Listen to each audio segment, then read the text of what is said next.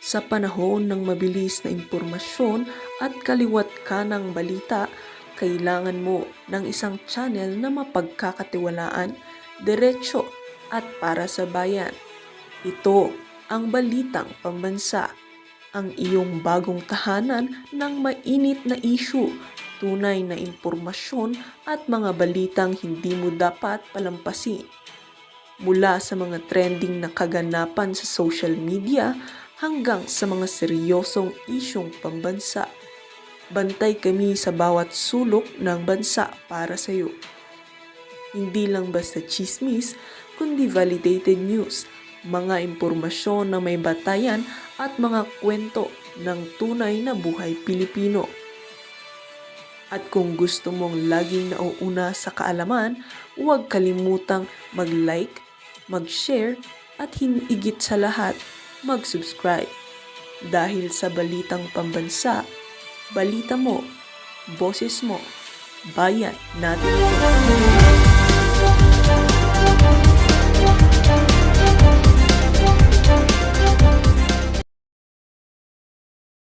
Kung saan pa-addict si Bongbong Marcos. So ako, at ano naman ang ginawa ni Congressman Saldico? Di ba ang ginawa ni Congressman Saldico? Umalis ng Pilipinas. Nung nagsimula pa lang itong... Ayaw nga pabalikin ni Romualdez. Ikaw naman, Vince eh. Di ba dilawan ka, Vince? Di ba never again ka dati? Walang nga, hindi ka naiya sa Pangulong Duterte. Vince, asan yung kaluluwa mo? Yung sumisira sa bayan, nagpahirap sa taong bayan, pinag-ano mo, dinidepensa mo, Vince? May kaluluwa ka pa ba, Vince? May kaluluwa ka pa? Kontrobersiya, skandalo sa flood control, ang ginawa ni Congressman Saldico, umalis ng Pilipinas. Oo. So, sinong paniniwalaan natin? Yun lang. Oh. Ako, personal ko rin na opinion. So, Oh. kumusta ang mga cabinet secretaries? Talaga bang nasa likod pa rin kayo lahat? Ako, naniniwala ako. Lahat ng kabinete nasa likod ng Pangulo. Oo. Kasi nga, siya mismo, Dilawan yan, dilawan. Utangin ang perang yan. Kayang bilhin yung prinsipyo mo, Vince. Ay, nabibili pa naman ako sa iyo, Vince. Isa ka rin palang burat. Pasensya na po ang mga reaction. Pasensya na. Nasasabi ko, pakitang nga yung burat sa recording aid of the legislation. ang nagpasabog nito. Wala sa history ng bansa Oo. na presidente mismo Oo. ang nagsiwalat sa Ah. isang napakalaking corruption scandal. Ah. Si Pangulong Bongbong Marcos lang. Oo. At doon ako kampante. Oo. Doon nanggagaling ang aking paniniwala Ah. at ang aking lakas Oo. na tuloy-tuloy ito at Ah. kung ano ang sinimulan ni Pangulo nung SONA, tatapusin din yan to. At kasama niya ako dito sa pagtatapos dito Galing. sa napakalaking skandalo. Love team talaga silang dalawa ni Vince tsaka ni Bongbong Marcos. Ganyan din ang ginawa niya kay Torre. Pagkatapos siya pakinabangan si Torre, sinibak, wala nang silbi. Ngayon, namimiss niya si Torre kasi gustong ipa-aresto si Bato de la Rosa. Wala yata siyang mautusan na baliko yung utak. 100% ang suporta rin po. Oh, absolutely. Absolutely. Tatapusin natin to kasama ang Pangulo. Sir, what will you make of Zadico's statement? Ako, I cannot speculate. Pero ulitin ko, ang fact is, ang unang ginawa ni Congressman Saldico, umalis ng bansa. Oo. So siguro, nasa mga kababayan na natin yun. Oo. Okay, thank you. Okay, after next month, Vince, mag-usap tayo. After next month, i-explain mo sa akin bakit bumaligtad ka at umalis ka kay Bongbong Marcos. Ito na po mga kareaksyon. Alam po ninyo mga kareaksyon, naawa po ako sa mga dilawang pinklawang umaalingasaw. Hindi po nila alam kung ano gagawin nila. Pakinggan po ninyo ito mga kareaksyon ha. Parang gusto nilang iligtas si Bongbong Marcos. Bakit? Ito, kilala niyo yung tatlong yan, ano? Gusto po nilang iligtas si Bongbong Marcos dahil natatakot sila kay Sara Duterte. Alam po ninyo yung mga dilawang pinglawan, wala na pong tatakbuhan. Di ba? Kakainin nila yung suka nila kay Bongbong Marcos, never again, never again, never again. Basta't wag lang si Sara Duterte, nakakaawa po yung mga dilawang tinglawan. Wala po sila kasi si Bongbong Marcos okay lang sa kanila yan. Magnanakaw, ninanakawan yung taong bayan, okay na sa kanila. O, pakinggan po ninyo. This is a defining moment in our history. Oh. Perhaps more defining than other moments Oh, Yeah. sige. in our history. Kaya we have to level up. Oh, sige. Kung sila ay tayang pato o liit, mas lalo tayo. Oh, sige. Dahil Wala na kayong kapangyari. Hanggang 13 million lang kayo, hoy. Kahit anong gawin ninyo, kainin nyo yung tayo ni Bongbong Marcos, kainin nyo yung suka nyo, never again, never again. Kumakaway na si Sara Duterte sa inyo, umanda kayo. Pakinggan po natin ang 3 kulugo. kung ano mangyayari in the immediate, ay yan ang huhubog. Alam na ninyo kung anong mangyayari, bilang ng araw ni BBM. Alam na nila kung anong mangyayari, bukas makalawa. Si BBM bababa na. Kung hindi bababa, kakalad ka rin ng taong bayan niya, palabas sa Malacanang. Sa kinabukasan ng ating bansa at ng ating sambayanan at ng mga susunod na sambayanan. So this is a very, very serious moment Situation. sa ating Actually, baka nga Kinakabahan na, nagtulong-tulong sila. Si Cielo, si Llamas, si, ano ba to, Gibara ba to? Esguerra. Nagsama-sama na, let's vote in na sila. Wala na. Tapos na ang buto-buto. mas maganda, ilatag na rin natin yung mga possible scenarios. Kasi Oo. halimbawa, kinagat. Maganda. Kinagat at naniwala yung publiko, nagalit kay BBM at nag-demand tayo ng pagpalit kay BBM. Ah. Ang susunod na scenario dyan ay Sara will be president. Alam nila. Alam na nila. Kabadong-kabado na yung mga yan. Lumantad na si Saldico eh. Sino yung susunod na lalantad dyan? Lahat ng mga sangkot sa pagdadala ng pera, mga congressman na babaligtad na yung mga yan, ididiin na si Bongbong Marcos, tsaka si Saldico, tsaka si Romualdez kasi pupunta na sila kay Sara Duterte. Alam na nila, domino effect yan. Domino effect. Na malinaw din naman sa atin na produkto ng the same na sistema Oo. na pinanggalingan ni BBM na walang malinaw na The same daw na sistema yung pinanggalingan ni BBM. Ibig sabihin, pag si Sara Duterte, the same daw para sa kanila. Kasi sa totoo lang ayaw nila si BBM. Kaya lang naman nila dinidilaan yung wet packs ni BBM at kinakain yung tayo ni BBM kasi ayaw na ayaw nila si Sara Duterte. Oy, mga dilawang piglawang umaligasaw. Mga talunan. framework or integridad sa paglaban sa korupsyon or walang malinaw na vision Walang K. kung saan dadalhin Walang, yung bansa. wala siyang K tsaka C. Oo. Yung K as in gay, karapatan. Diba yung colloquially? Wala daw karapatan si Sara Duterte. Tuloy. C, Karapatan, competence. Oh. integridad, Oo. honesty, Oo. diba? Oo. Wala yun eh. Oo. Ayun sana yung mga kailangan natin. And then, most of all, yung vision. Sabi ni Cielo Magno doon sa kanyang post, ang sabi po niya, tingnan natin, ang sabi po niya sa kanyang post, mga karyaso, si Cielo Magno, nakatalastasan yata niya si Sasi. Ito. Ito po yung sabi ni Cielo Magno, mga karyaso, na ipapakita ko po sa inyo. Alam po ninyo, mga karyaso, itong mga to, mga karyaso, wala na, tapos na po. Nakabaligtad. Sandali lang, babaliktad rin po natin. Bumaligtad na mundo nila. Ayan po, nakatalastasan yata ni ano sabi ni Sas dyan? Saldico only needs to confirm or deny the statement of his former bodyguard about the basura confirm endgame. Ano sabi ni Cielo Magno? Ano po sabi ni binanatan dito ni Sas Ito. Ang tanong ko lang kay Saldico, parang sobrang tanga naman ni BBM na hinintay pa ang BICAM para mag-insert ng 10 billion. Pwede na niyang isaksak yun sa NEP pa lang. Ano sabi ni Sas? Ito po yung sabi ni Sas. Ito. Ibig sabihin, pinagtatanggol po nila si Bongbong Marcos. Si Cielo Magno, pinagtatanggol niya si Bongbong Marcos. Sa sinasabi po ni Cielo Magno dito, nagsisinungaling si Saldico. Cielo Magno, nakakaawa ka naman. Pinagtatanggol mo ngayon yung never again, never again. Nakakaawa naman kayo. Pinagtatanggol ninyo bangag. Ay! Pinagtatanggol ninyo magnanakaw, Cielo Magno. Nakakaawa naman yung mga dilawang pinglawang umaalingasaw. Ayaw po mga... I agree with Cielo Magno. If there is an intention to steal, why would you let... Yan. Why would you let him insert it?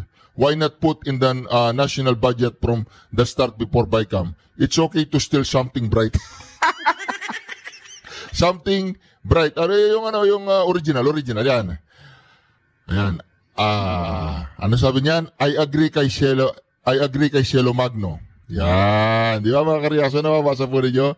I agree kay Cielo Magno. I agree kay Cielo Magno. Kung may balak magnakaw, bakit ipapa-insert? Bakit di na lang ilagay sa national budget from the start before BICAM? Pwede namang magnakaw ng hayagan.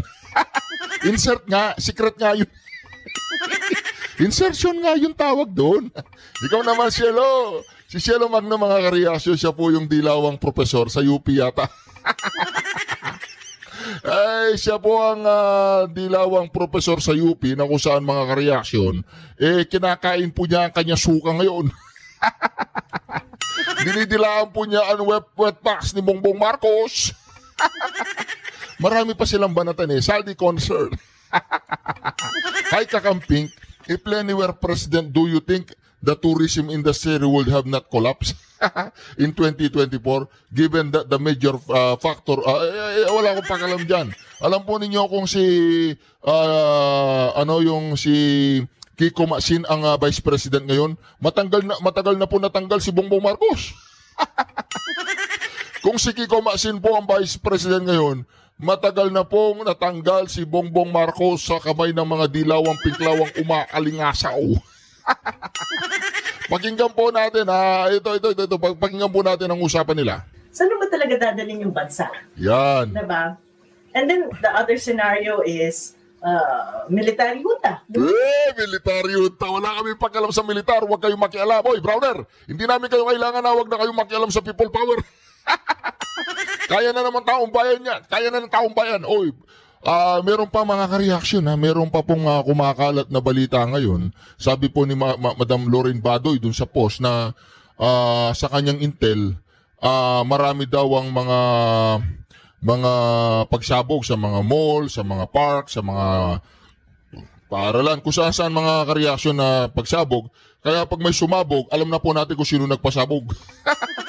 Marcelo na, Bongbong Marcos? Pinag-aaralan mo na ba yung Marcelo?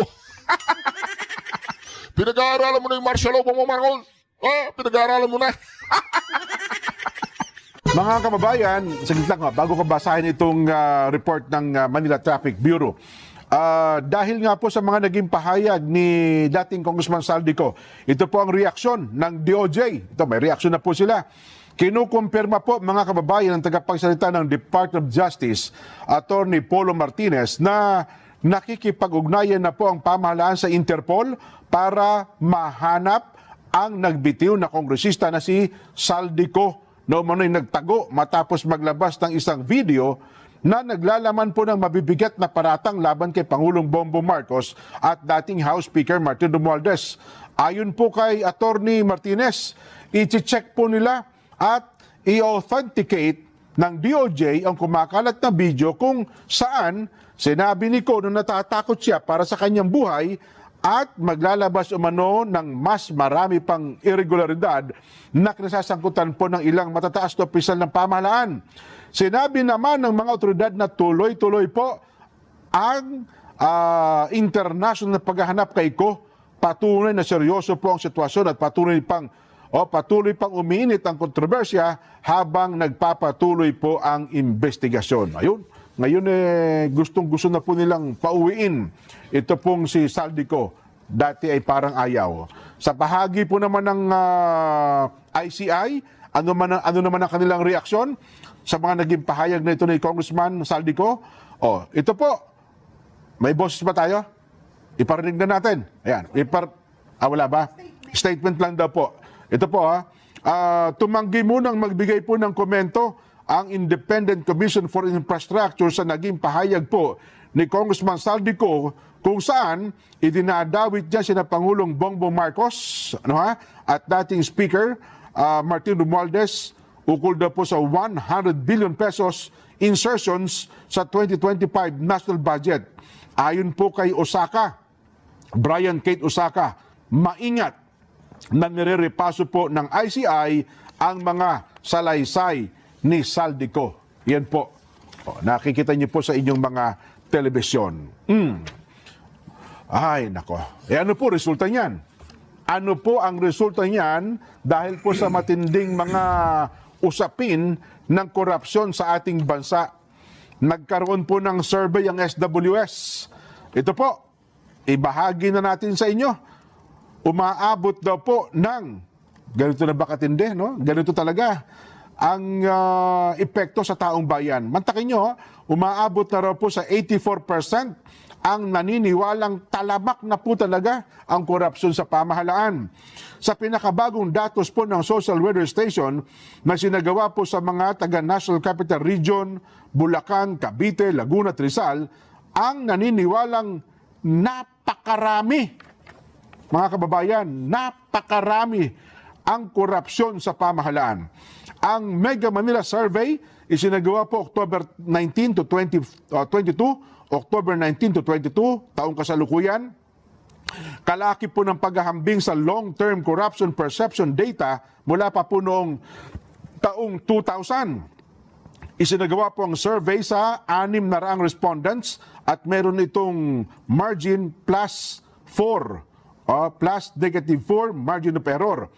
Sa tanong na, gaano karami ang korupsyon sa gobyerno? Ulitin ko po gaano karami ang korupsyon sa gobyerno? Pinapili po ang mga kalahok ng wala, kaunti, medyo marami, at napakarami. 84% po mga kababayan, 84% nagsabing napakarami ay ang pinakamataas na naitala ng SWS noon pong 2000 na sumasaklaw sa mga administrasyon nina dating Pangulong Joseph Estrada, Gloria Macapagal Arroyo, Benigno Aquino, Rodrigo Duterte at si Pangulong Ferdinand Marcos Jr. Bukod dito, lumalabas din po sa survey na 77% ng mga respondents sa Mega Manila ang naniniwalang mas laganap ang korupsyon ngayon kumpara noong nakalipas na 3 taon. Narinig niyo po? Pakiulit. Ulitin ko daw po yung bahagi na yan. Bukod dito, sabi ni Ate Irma Tiglaw, Abendan, nag-request lumalabas po sa survey na 77% mga kababayan ng respondent sa Mega Manila ang naniniwalang mas lagana po ang korupsyon ngayon kumpara noong nakalipas na 3 taon. Samantala, 11% lamang nagsabing pareho lang ang antas ng korupsyon at 12% ang naniniwalang mas laganap ito 3 taon na ang nakalilipas. Dahil dyan, mga kababayan, inilabas po ng Manila Traffic and Parking Bureau ng Manila City Government ang mga isasarang kalsada sa November 16 hanggang 18. Ito po ay para sa isasagawang rally for transparency and better democracy. Isasara po, mga kababayan, makinig kayo mabuti ang mga sumusunod na kalsada. Lalo po ko yung mga residente dyan, hindi naman kayo sasama sa rally, pero pinakamabuti, sumama na kayo sa rally. Ito po, Bonifacio Drive, mula po Anda Circle hanggang sa Katigbak Drive.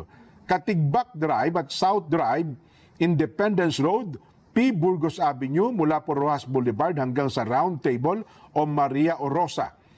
Westbound lane ng Finance Road mula P. Burgos Avenue hanggang sa Taft Avenue. Westbound lane ng TM Calao Avenue mula po sa MH Del Pilar Street hanggang Rojas Boulevard. At eastbound lane ng Quirino Avenue mula po sa MH Del Pilar Street hanggang sa Rojas Boulevard. Paliwanag po ng MTPB, ang pagsasara at pagbubukas muli sa mga kalsada ay ibabatay po sa magiging aktwal na sitwasyon ng lagay ng trapiko sa mga... Nako mga kareaksyon, meron na daw po nagsampalan dyan sa loob ng Malacanang mga kareaksyon. Meron na daw po nagsampalan, nagaway na daw po. Hindi natin alam kung si Bongbong Marcos o si Lisa Araneta nagsampalan na daw. Hindi po natin alam mga kareaksyon. Basta't meron po akong intel na galing dun sa Mars. Ay meron na daw nagsampalan sa Malacanang. At ito si Brownie, tinatakot daw po niya ang mga mag-a-attend sa rally. Si Bongbong Marcos, para yatang nagpaliwanag na gumagawa lang ng salita itong si Saldico. Wala na, tapos na kayo Bongbong Marcos. Honorable exit ka na, dire-diretso ka dyan sa may bilibid. Pero kung sakali, willing ka rin mag-finance. Kung sakali may mga programa para maiayos ang bansa. Kung maiayos ang bansa, may mga programa. Katulad daw ng rally na darating. May rally po darating na nagsama-sama mga denomination ng Iglesia ni Cristo, ng JIL, ng Kingdom, at saka mga retired police and AFP.